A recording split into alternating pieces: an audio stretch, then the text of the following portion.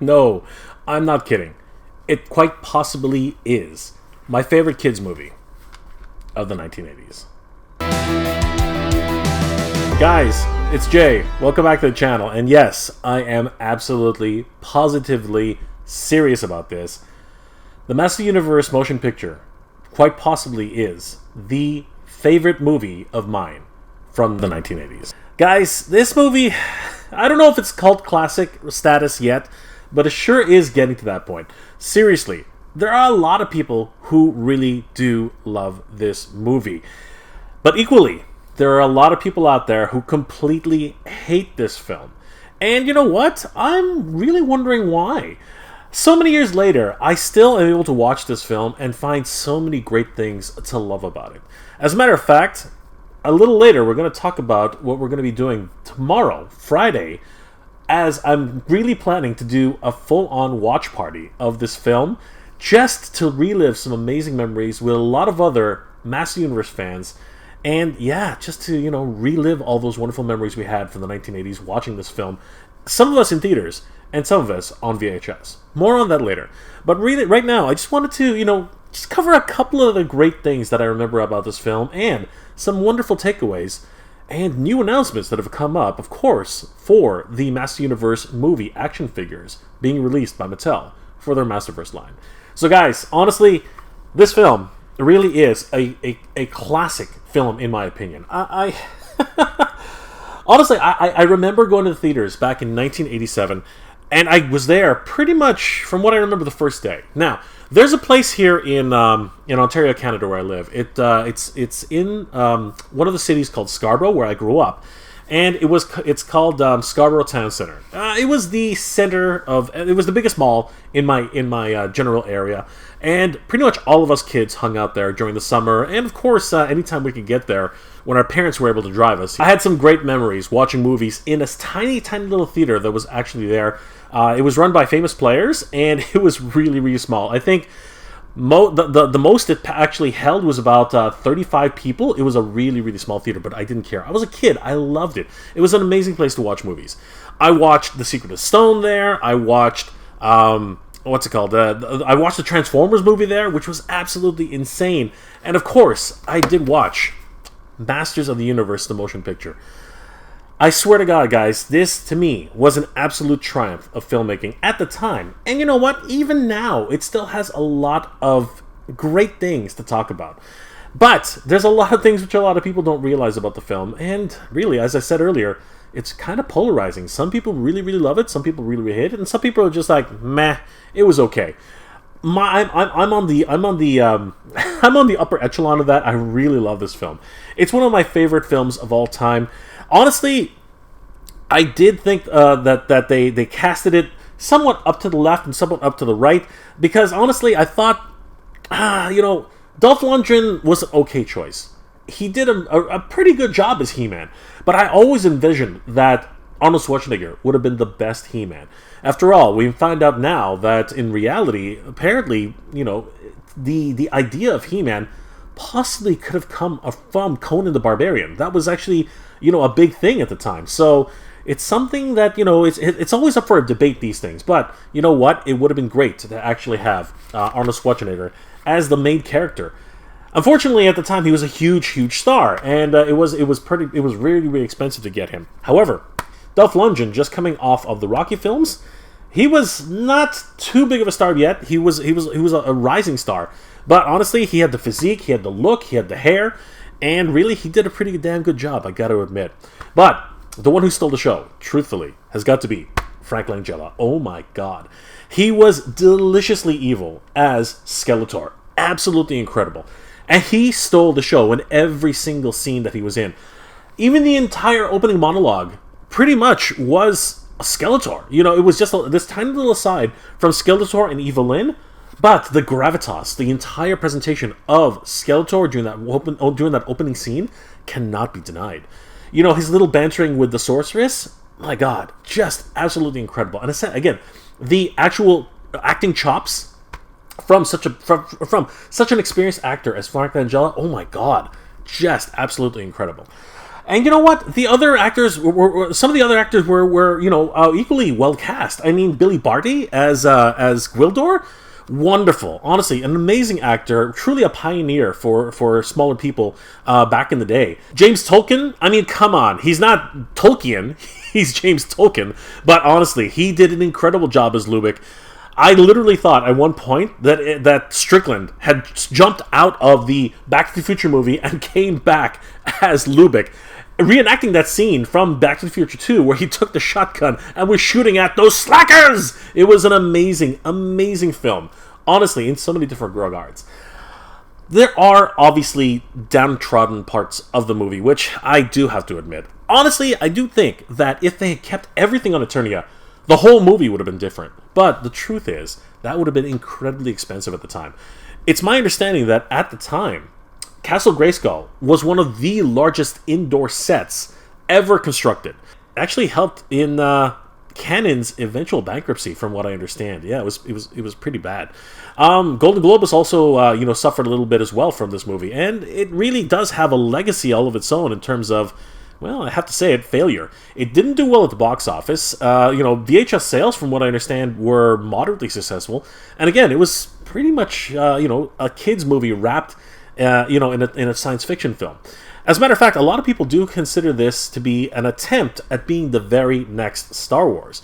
In fact, if we look at some of the advertising of the time, I believe it actually does say that this was supposed to be, the next biggest thing, only rivaled by Star Wars. It was kind of crazy. Those are big, kind of, grandiose calls for such a small film. But at the time, I didn't care. I was a kid. I really wanted to love this, and I did. I absolutely was enthralled by this movie. So much so that I ended up picking up VHS after VHS through the years.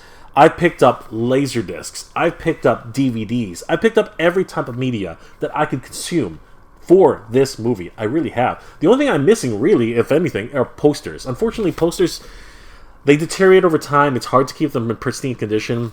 I just don't collect posters. That's not what happens. And just a few years ago, I think it was like 4 or 5 years ago, seriously, everything came to a head. Because the movie figures that were released around the time were not up to my standards, and I was still a young kid. Gwildor was, he wasn't Gwildor. It was this, he looked like Gwildor, and he had the cosmic key, kind of, but it was just this, staff, this wand with a couple of little, spikes protruding from it, which emulated what it was supposed to look like on the television screen, on the movie screen, and it really did not do it for me. He-Man never came out.